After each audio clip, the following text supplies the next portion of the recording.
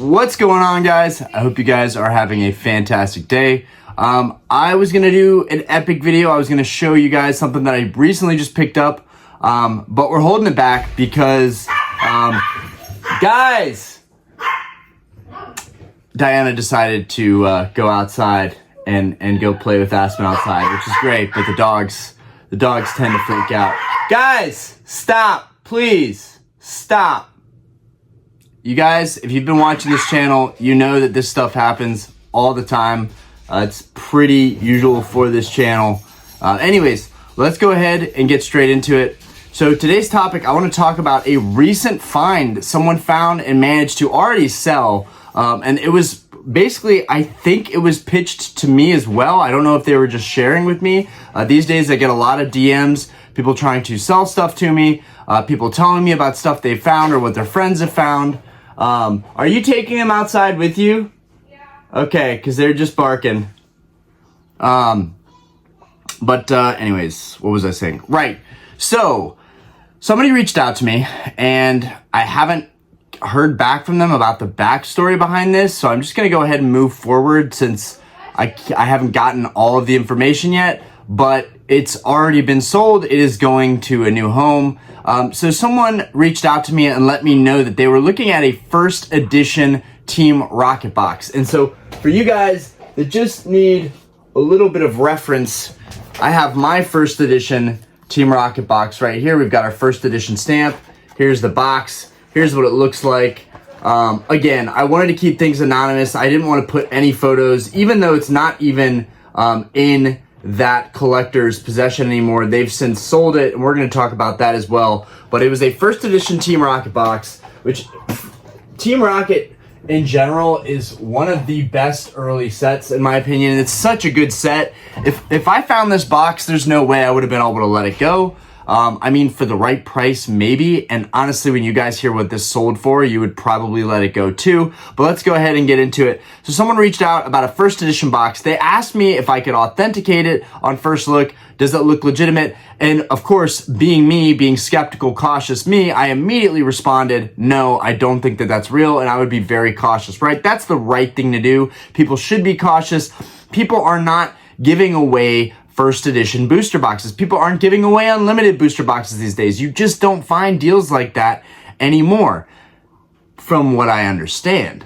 Now, from what I've learned, the longer that I've been in this hobby, you see crazier and crazier deals. I see auctions go for well below what they should go for. I see people finding deals locally that seem like they're unicorns, really. And when you guys hear this, you are definitely going to feel like I did, just like how they acquired this booster box. They were offered $2,500 on this booster box. Now, again, I want to post pictures, but I feel like that's not fair if I haven't gotten a go ahead from the person who sold it, and I don't really want to put their name out there or get them involved. So everything is kept anonymous, and I'm really telling you guys the story of this because one of the coolest things to me is every day booster boxes, grail cards, stuff gets sold, stuff gets auctioned. But if you can find that and to retell that story, I think that's one of the coolest things in this hobby is hearing the stories and the backstories about how people find this stuff. Where was this stuff originally? Who had it before them? How are they storing it? Did they have it from the early 2000s? Is this something they picked up in the later years? What prices did they pay? All that stuff really interests me.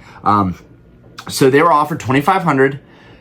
Initially, I said, the shrink wrap looked really, really pristine. And for a 20-year-old box, it seemed a little unbelievable to me. So I immediately was like, no, it seems too good to be true. Upon asking my friends, they all said the same thing. It's fake. Don't look at that, Orion. And they didn't realize that I was just asking them, what do you think about this? I wasn't asking them, should I buy this? But it's funny that the general response is no, this is probably fake. You should probably not put your money in this. But someone did indeed verify it was real.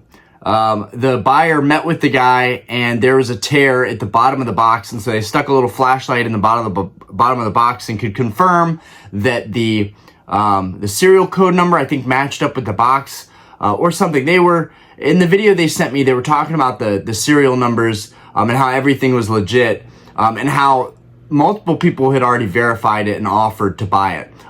Many of the names that I don't recognize, but one of the names that I do recognize and respect by the likes of TCA Gaming. If you don't know who he is, he's a very influential, respected collector, enthusiast in this hobby. He's been in the hobby since the beginning, and he is also a North Carolina boy. So I respect and kind of idolize TCA Gaming. But and he's really one of the few people in this hobby that I feel that way about. I can't say that about everybody, but I really like that guy. Anyways, I don't know what he offered, and I asked what he offered because I was very curious what TCA was willing to pay for something like this, but they never got back to me, probably because they don't want to talk about what other people are offering or divulge that information. I don't know, maybe they'll message me after this video is made. I was going to ask if I could have their name or the pictures or the account, but that's just, it would have taken longer, so I went ahead and made this video so I could talk about it. But the box had... upon seeing more photos of it, it was obvious that it was a real box. The box had your typical shrink wrap seal. The seal looked legit. And upon closer photos and a different lighting, the box looked very worn down. It looked crimped on some corners. It had some tears. And it had two very noticeable, one was definitely an old tape mark, a very old tape mark from when they tried to rip the tape off of the box. Another one was a small sticker mark. Guys, the reason this stuff matters is you might not think anything of it. Like, okay, Orion, anybody could put tape on there and rip it off and have it look like a piece of old tape was on there. Sure, you could do that. You know, maybe you could use a heat gun. Yeah, I don't know. There are so many scams and fraud going on in this hobby, so it's hard to believe anything. But from looking at the old tape marks, and I mean old, there had a dash and a 70 from what I could tell. So it looks like back in the day, the box was sold for $70 to somebody. Anyways, they were able to confirm everything was real. Multiple people reached out. The box was actually sold to a Whatnot streamer to be broken. And this is the part we had just talked about this the other day. What's going to happen when all the boxes disappear? And this is nothing against the buyer and the person who ended up selling this to the Whatnot streamer. Nothing against them. Maybe people have a great stream. That's all great. It gets more of those packs out in the world. People are probably going to overpay on it, but it is what it is. And you know, I applaud that person. They made. They picked it up for, it was supposed to be $2,500, and I'm sure they acted very, very skeptical about the sale because, you know, you should be skeptical about a box that old for that cheap of a price. And my guess is that they were very skeptical and saying, I don't know if this is even real. This is a huge gamble for me, huge risk for me. And, you know, I'm not going to blame them. I would say the exact same thing. I would be like, because that's the truth. You really don't know if these boxes are legit. You're really taking a leap of faith. I do believe the box was legit, as did other people upon second look at it, you know, because the initial photos didn't show what I saw in the next photos, which was a more battered box. The first photos made the box look really good, and then the next photos showed a more, organic aged looking box, if you know what I mean. Like it looked like it was 20 years old, and that's what you want to see.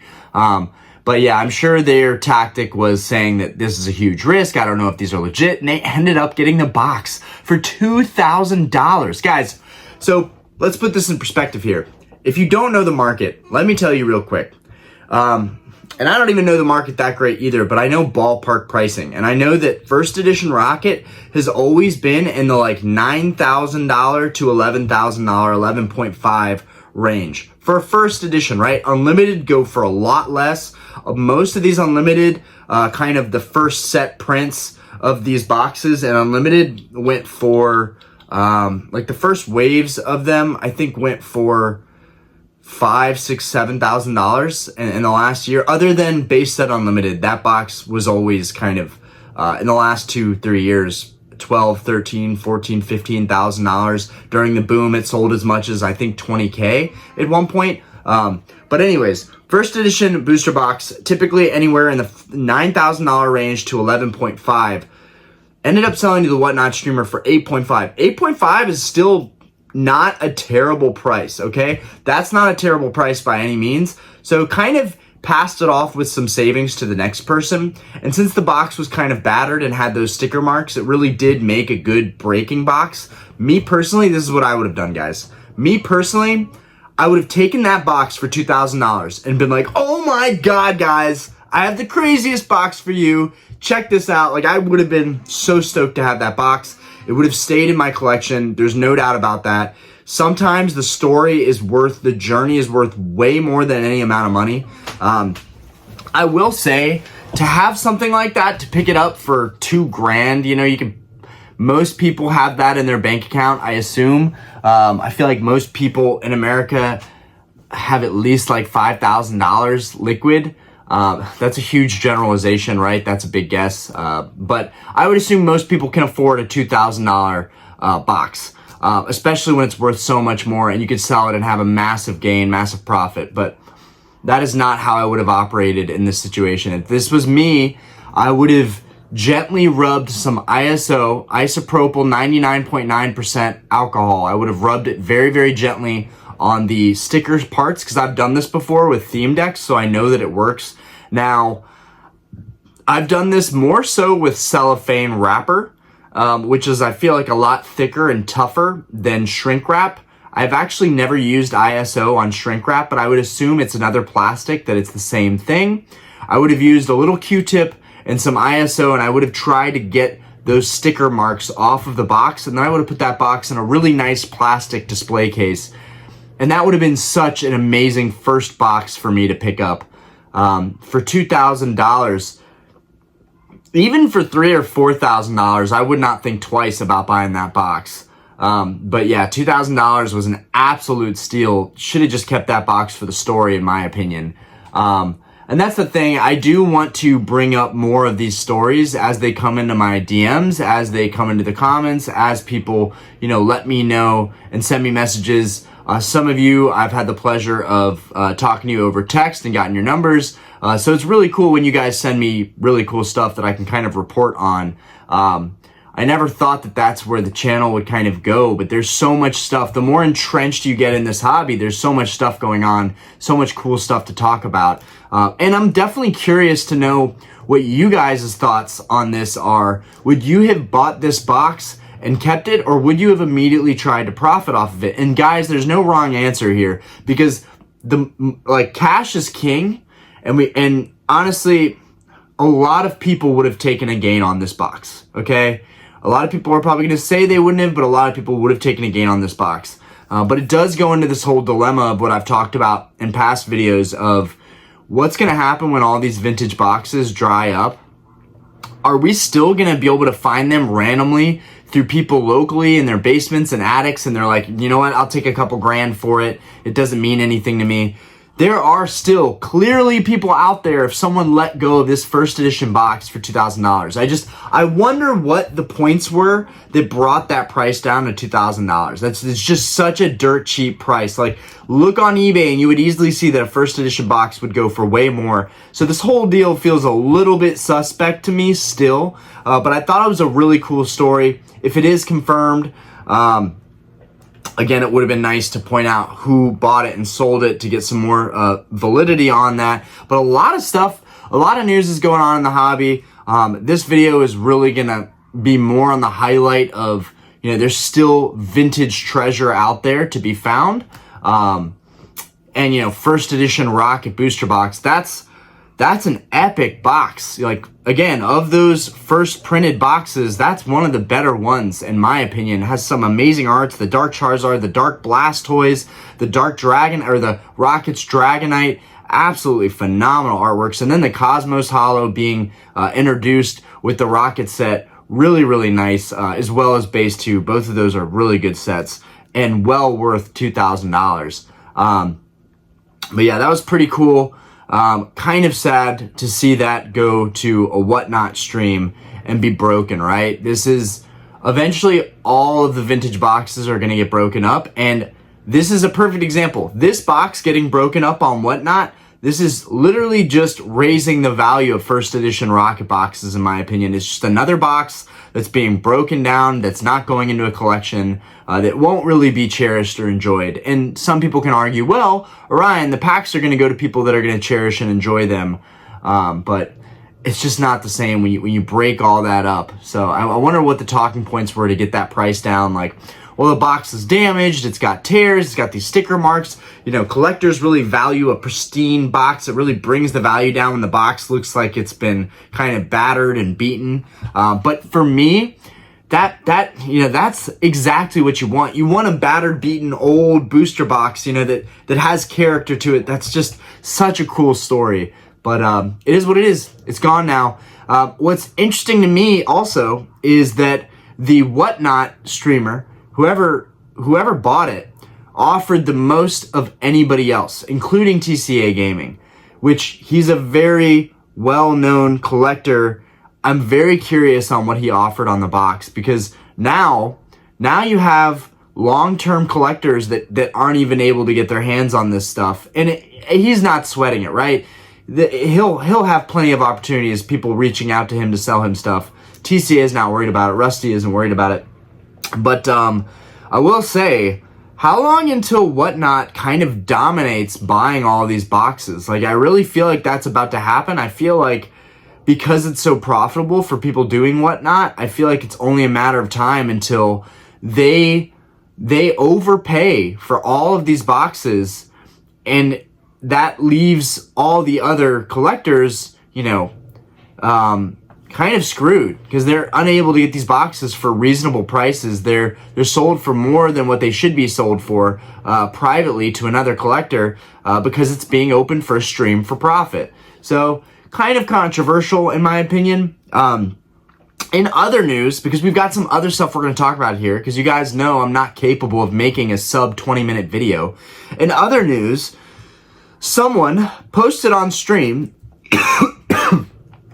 that they opened an Omega mystery box and got a CGC 10 Gem Mint Charizard First Edition. That's kind of crazy. I don't even have much to say on that, other than the fact that clearly these mystery boxes are kind of a ripoff, in my opinion, but have some validity, have some legitimacy to them, because clearly there was this card in the box. So that was just something cool that happened recently, that I'm interested on what you guys think about that. Another thing as well, Rattle pointed this out. Rattle Pokemon, if you haven't seen that channel, phenomenal channel. But he pointed out there's some sus stuff going on. There was a CGC graded first edition Charizard that the bottom of the card looked like it was perfectly symmetrical, and it didn't look rounded. So if we look at mine, so this is my first edition Charizard. If we look at my first edition Charizard, you can see that the bottom, these edges are very rounded, right, guys? The cards always look that way, right? Okay, so we look at the back here.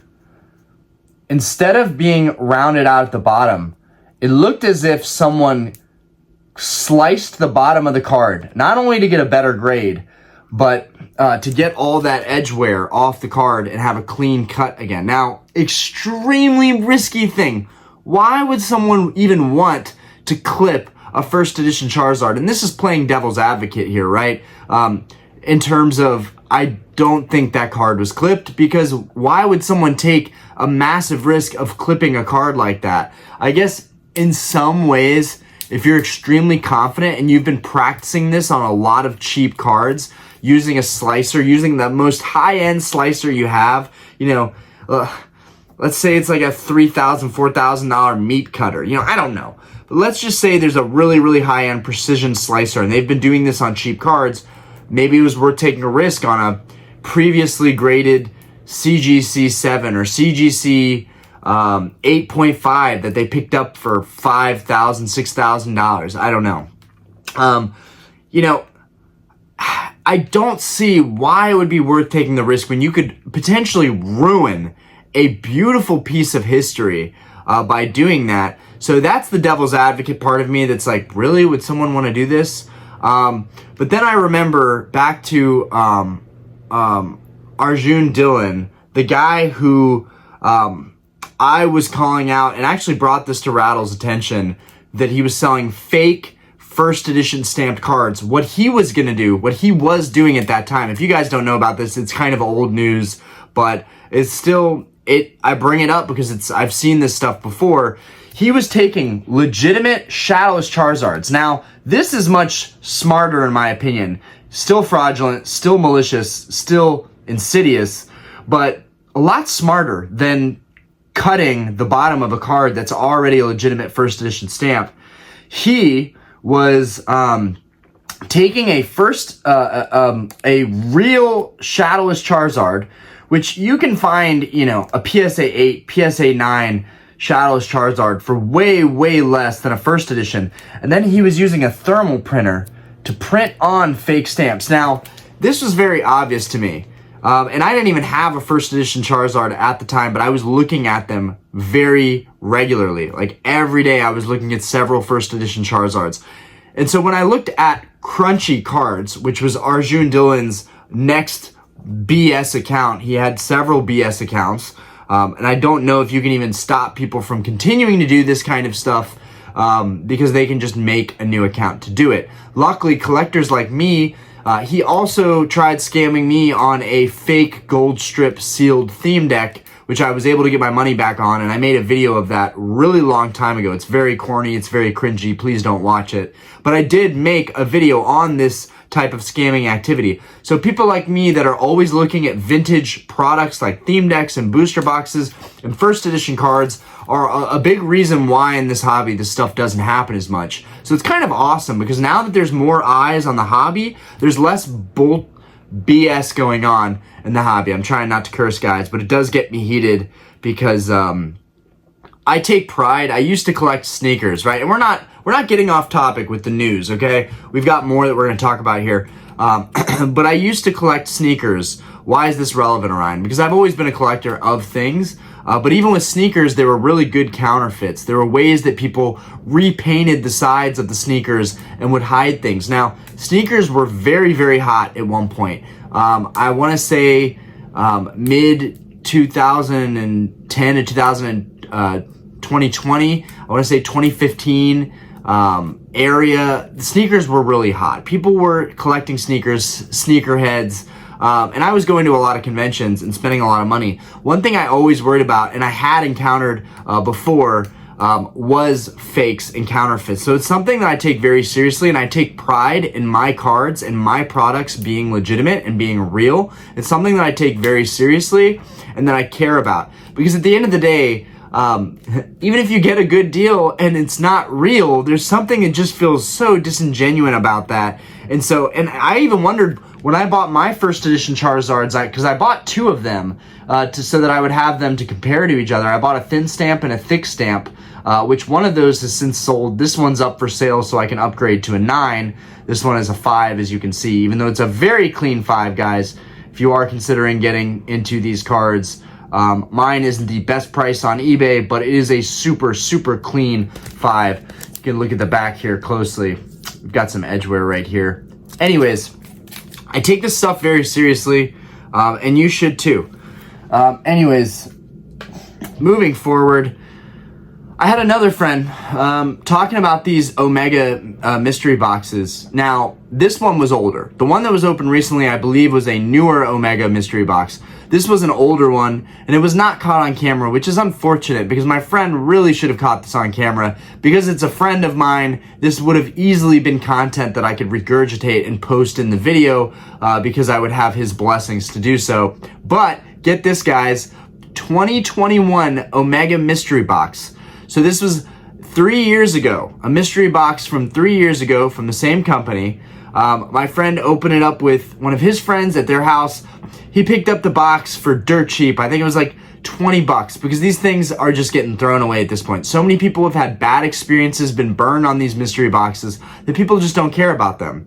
So at a vending show, at a trade night, one of these got turned in by somebody and they just gave it up and traded it in for, I think, $20 or $30, somewhere around there. Guys, you will not believe this. What was inside of this Omega mystery box that's 3 years old now was a Beckett 9.5 a Beckett 9.5. So a gold label Beckett 9.5 Gold Star Vaporeon. If you guys don't know what that card is, you should really look into Gold Stars. Gold Stars are some of my favorite cards to collect right now, along with the Neo Shinings, along with first editions, mainly base. And then there are the Gold Stars, Shinings, first edition base. And crystals, along with crystals as well. Those are kind of my favorite cards to collect. And it keeps my goals a lot slimmer and a lot narrow, so that way I don't go crazy like I had been in the past. But anyways, the Gold Star Vaporeon in a PSA 9 has recently sold for upwards of $1,000. I think the low around $900. But this is a Beckett 9.5 gold label, probably more around the $1,500 to $1,700 range. Because once you get in that PSA 10 territory, it becomes a $2,000 to $3,000 card. And Beckett 9.5 being very, very close to that PSA 10 label, one could say they are going to crack it and I think submit it to PSA, which is a risky move because it could lose value doing that. Whereas if it does get the 10, it'll double in value. I think that's a little bit greedy though, to be honest with you. I think if I got that card out of an Omega mystery box, I would just keep it and be super stoked that I came up on a card like that. So there are some amazing things happening in the hobby, some really cool little news that I got to share with you guys. Anyways, we have some absolutely epic cards coming. We have some crazy stuff to reveal to you guys. I am trying to spread it out as much as possible. That way it's not like a flex, but I really, really am excited to share this stuff with you guys. And who knows, maybe as the channel grows, more people will reach out to me. I'll come across some incredible private deals with people that just want to help me out, help out the channel, know that I'm a genuine collector. I promise, if someone sells me a box for a decent price, it will not get sold to somebody who's just going to break it open. And it probably won't get sold regardless. I am somebody that actually does like to hoard product. And I got to tell you, when it comes to vintage boxes, that's something that I want to preserve for the history of the hobby, and for myself because I'm greedy. And someone did mention the other day that I could never hoard. They were like, I could never hoard vintage boxes because it would, and this is a fantastic analogy, guys. I love this analogy, but it would be like being the dragon hoarding all that gold they can't even enjoy. If you've seen Lord of the Rings, the Hobbit movies, the Legend of Smaug, the Desolation of Smaug. That's such a Smaug. I love that. I love that name for the dragon. Why'd they have to name him Smaug? It's just, why Smaug? Anyways, love that. I love that analogy. I am kind of like Smaug in a sense that I do want to hoard products like that.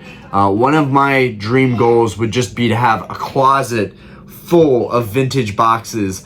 I know that vintage is going to die out, but I also know that the love and appreciation for vintage will die out as well. There are always going to be people like me that really appreciate that stuff, but more and more, as generations move forward, we're going to get more people that appreciate modern, that want Sun and Moon, that want X and Y, that want Sword and Shield, that want Scarlet and Violet, which is going to be way down the road. But speaking of Scarlet and Violet, when we think about 151, I think 151, and I'm going to cover this as well probably tomorrow. I am really pushing back doing this epic card reveal for you guys. But there's just so much stuff going on in this hobby, so much stuff to touch base on. Just saying, 151 out of stock everywhere. Can't get it anywhere. Prices are basically $40 a booster bundle. Prices of UPCs have gone back up.